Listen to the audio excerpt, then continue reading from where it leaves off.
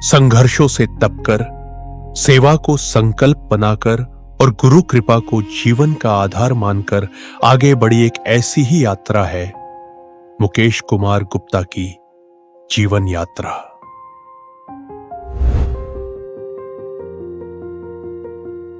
जीवन केवल अपने लिए जीने का नाम नहीं, बल्कि अपने संस्कारों, राष्ट्र प्रेम और समाज के लिए समर्पित कर देने का एक संकल्प है।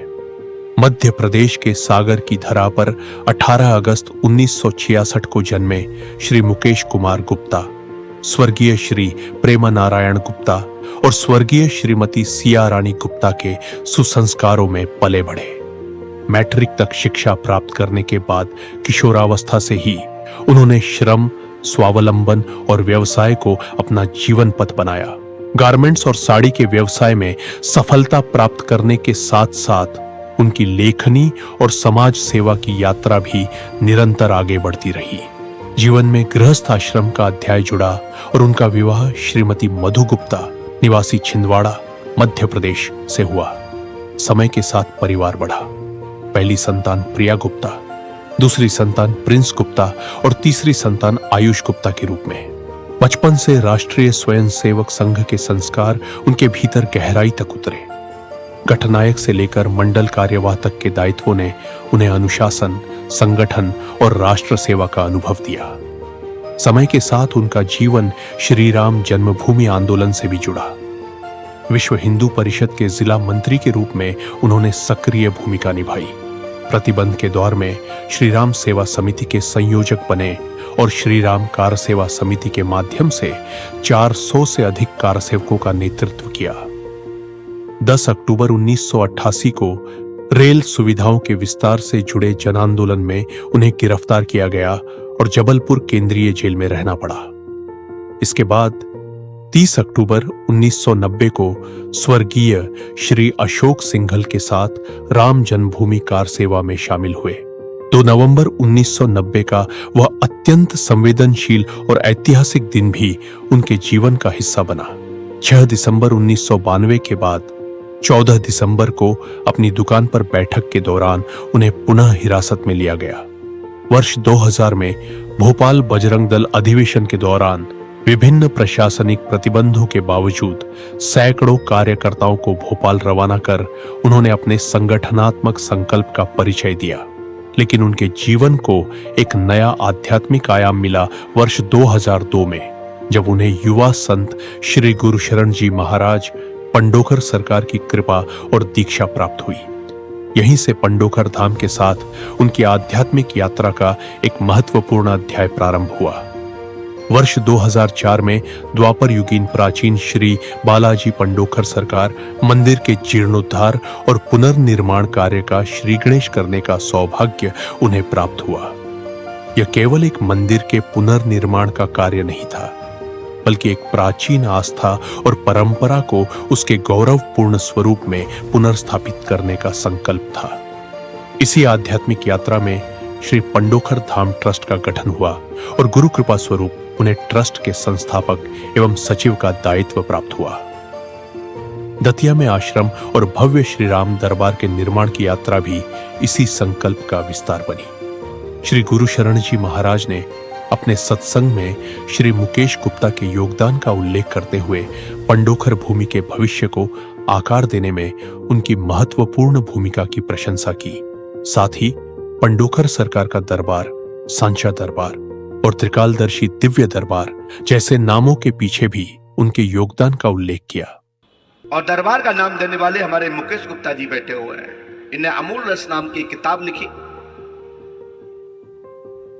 2-4 पेज की। फिर उसके बाद भोपाल में दूसरी किताब लिखी, उसका विमोचन कराया। फिर उसके बाद आपकी सांचा दरबार इत्यादि इत्यादि लाइव दरबार पर इन्होंने स्टोरी कवर की और कई किताबें इन्होंने पंडोखर धाम के इतिहास की लिखी। इस सागर से ही पंडोखर धाम की ख्याति के विषय में हमारे भविष्य के त्रिकालदर्शी दिव्य दरबार के नाम देने वाले हमारे मुकेश गुप्ता जी बैठे हुए हैं। इस विषय पर मैंने कई बार मुकेश जी से कहा कि आपने त्रिकालदर्शी लिख दिया, इसके लिए तो जीवन पर्यंत जब तक गले में सांस रहेगी सफाई देते ही रहना पड़ेगी। हर आदमी चाहता मेरा बता दे तो मैं जानूं, प्रमाण देने की क्षमता किसी में नहीं है साहब। मैंने निवेदन किया मुकेश जी से कि मुकेश जी और भी कुछ नाम डाल दो, लेकिन त्रिकालदर्शी मत लिखो। लिख दिया तो लिख दिया, ये तो हट गए। मीडिया वाले यदि कोई समाचार छाप देते हैं तो उन्हें तो छाप दिया, अब जिसके बारे में छपा वो जाने, देता रहा सफाई। मुकेश गुप्ता जी को निर्देश कर दिए गए हैं पूज्यपाद गुरुदेव भगवान के द्वारा।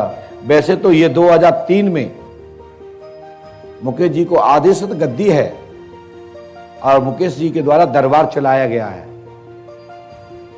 मुकेश गुप्ता जी दरबार चला चुके हैं। उस दौरान मेरा एक्सीडेंट हुआ था, जो आप इस आग पर घाव देख रहे हैं। तो उस दौरान से आज तक भी आदेश कैंसिल नहीं है, और ये भगवान का आदेश है, किसी नौकरी का आदेश नहीं है कि एक बार दिया तो खींच लिया। पंडोखर धाम में आध्यात्मिक साधना के साथ श्री राम नाम लेखन का विराट संकल्प भी आगे बढ़ा। भक्तों द्वारा 5.25 करोड़ से अधिक श्री राम नाम लिखी गई पावन पुस्तिकाएं श्रद्धापूर्वक श्री हनुमान जी महाराज पंडोखर सरकार के दरबार में समर्पित की गई। इसी आध्यात्मिक चेतना के साथ गोवंश संरक्षण का संकल्प भी उनके सामाजिक जीवन का महत्वपूर्ण हिस्सा बना। 25 मार्च 2010 को उन्होंने सागर से भोपाल तक गोवंश संरक्षण पदयात्रा का संकल्प लिया। 5 दिन की यात्रा के बाद 30 मार्च 2010 को भोपाल पहुंचकर तत्कालीन मुख्यमंत्री श्री शिवराज सिंह चौहान को गोवंश संरक्षण के लिए प्रभावी कदम उठाने की मांग को लेकर ज्ञापन सौंपा। इस संकल्प को आगे बढ़ाते हुए 25 सितंबर 2014 शारदीय नवरात्र से पंडोखर धाम में गोवंश संरक्षण के लिए अखंड श्री रामचरितमानस पाठ प्रारंभ किया गया, जो निरंतर चलने वाली आध्यात्मिक साधना का रूप बना। सामाजिक क्षेत्र में भी उनकी सक्रियता निरंतर बनी रही। श्री अखिल भारतीय कान्यकुब्ज वैश्य महासभा की राष्ट्रीय कार्यकारिणी बैठकों, अधिवेशनों और विभिन्न सामाजिक आयोजनों में उन्होंने सक्रिय सहभागिता की। समाज की एकता, संगठन की मजबूती, सामाजिक कुरीतियों के सुधार और जरूरतमंद परिवारों के सहयोग जैसे विषय उनके सामाजिक चिंतन के केंद्र में रहे। महासभा के प्रमुख मुखपत्र हितकारी में उनके सामाजिक एवं सुधारवादी विचार भी प्रकाशित होते रहे। सामूहिक विवाह सम्मेलनों के नाम पर दुकानदारी बंद हो और मैं कौन हूं जैसे लेख उनकी सामाजिक और वैचारिक सोच के परिचायक है। इसके बाद उनके सामाजिक जीवन में एक महत्वपूर्ण जिम्मेदारी आई। वर्ष 2012 में सागर स्थित श्री देव जानकी रमण मंदिर ट्रस्ट के वरिष्ठ जनों ने उनकी इच्छा के विरुद्ध लेकिन उनकी कार्यक्षमता और समाज सेवा की भावना पर विश्वास करते हुए उन्हें ट्रस्ट का अध्यक्ष मनोनीत किया। उन्होंने इस पद को प्रतिष्ठा नहीं बल्कि जिम्मेदारी माना। अध्यक्ष पद स्वीकार करने से पहले उन्होंने अपनी पूज्य माता जी से अनुमति ली और अपने गुरुदेव से सहमति एवं आशीर्वाद प्राप्त किया। ट्रस्ट के सामने वर्षों पुरानी अनेक समस्याएं थीं और आर्थिक संसाधन लगभग शून्य थे। ऐसे समय में उन्होंने संकल्प योजना तैयार की और इसकी शुरुआत अपने ही परिवार से की। पहला 1100 रुपए का संकल्प पत्र उनकी पूज्य माताजी श्रीमती सियारानी गुप्ता के नाम से भरवाया गया। एक मां के आशीर्वाद से शुरू हुआ यह छोटा सा संकल्प आगे चलकर समाज की अमूल्य धरोहर के संरक्षण की बड़ी यात्रा का आधार बना। अध्यक्ष बनने के बाद मंदिर की आध्यात्मिक परंपराओं को जीवंत रखने की दिशा में भी कार्य हुआ। प्राचीन श्री राम जी सरकार की प्रतिमा खंडित होने पर समाजजनों की सहभागिता से नवीन श्री राम जी सरकार की विधि विधान पूर्वक प्राण प्रतिष्ठा कराई गई। एक ओर आस्था की परंपरा को अक्षुण्ण रखा गया तो दूसरी ओर मंदिर ट्रस्ट की सामाजिक संपत्ति और भवन के संरक्षण के लिए प्रयास जारी रहे। वर्षों पुराने झरझर भवन और उससे जुड़े विवादों के समाधान के लिए पत्राचार, छापन, सामाजिक सहभागिता और प्रशासनिक स्तर पर लगातार प्रयास किए गए। जब अपेक्षित कार्रवाई में समय लगा तो भगवान जगन्नाथ स्वामी, बलभद्र और सुभद्रा जी के विग्रहों को रथ पर विराजमान कर सैकड़ों समाजजनों के साथ रथ यात्रा निकाली गई और प्रशासन तक समाज की आवाज पहुंचाई गई। आवश्यकता पड़ने पर मुख्यमंत्री निवास तक जाने की घोषणा भी की गई। आखिरकार वर्षों का प्रयास सफल हुआ। 7 सितंबर 2018 को पुराने जर्जर भवन को हटाया गया।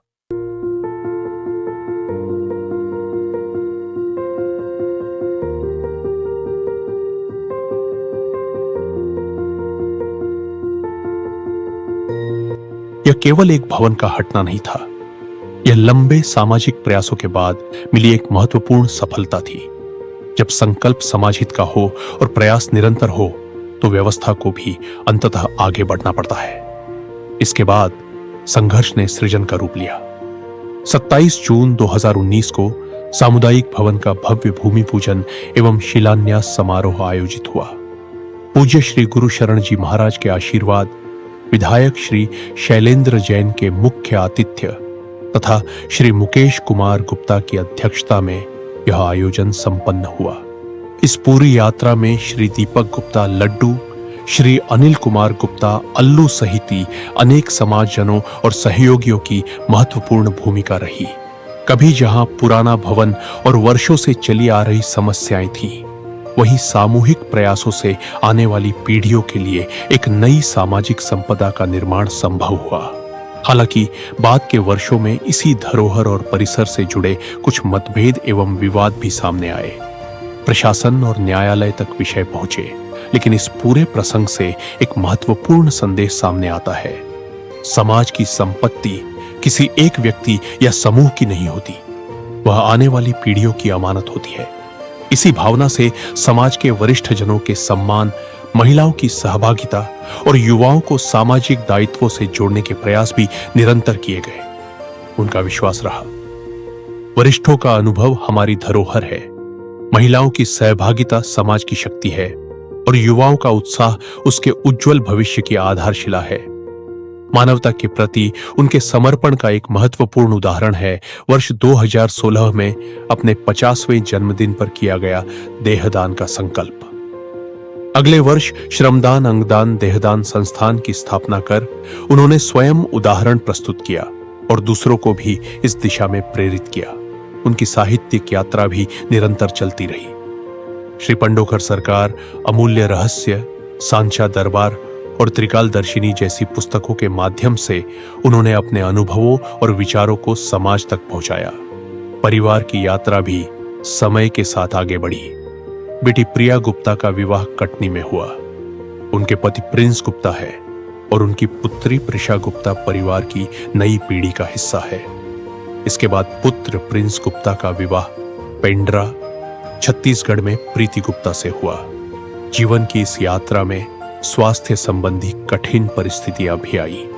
एक समय हृदय संबंधी गंभीर समस्या के कारण हार्ट अटैक आया और एंजियोप्लास्टी के माध्यम से सफल उपचार हुआ। गुरु कृपा से वे स्वस्थ होकर पुनः अपने सेवा पथ पर लौटे। फिर वर्ष 2026 में मालथोन के पास एक बड़ा सड़क हादसा हुआ। सिर में चोट आई। इस कठिन परिस्थिति को भी वे गुरु कृपा और ईश्वर की कृपा का परिणाम मानते हैं। आज पंडोखर धाम की विकास यात्रा भी उसी संकल्प की निरंतरता है। जिस प्राचीन श्री बालाजी पंडोखर सरकार मंदिर के जीर्णोद्धार का श्री गणेश वर्ष 2004 में हुआ था, आज उसी संकल्प ने एक और भव्य स्वरूप धारण कर लिया है। आश्रम की स्थापना के साथ भव्य और दिव्य श्री राम दरबार मंदिर के शिखर, स्थापत्य और विशाल परिसर पंडोखर धाम की निरंतर विकास यात्रा के साक्षी बन रहे हैं।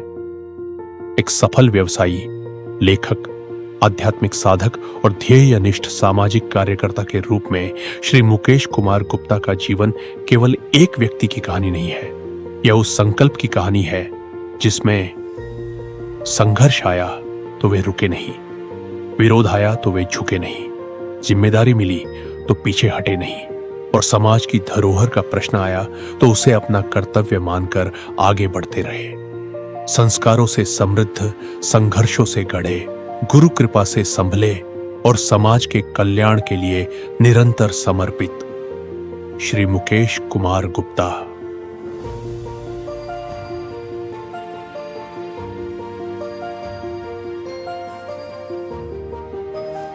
मेरा अपना मानना है कि मरने के बाद यदि हमारी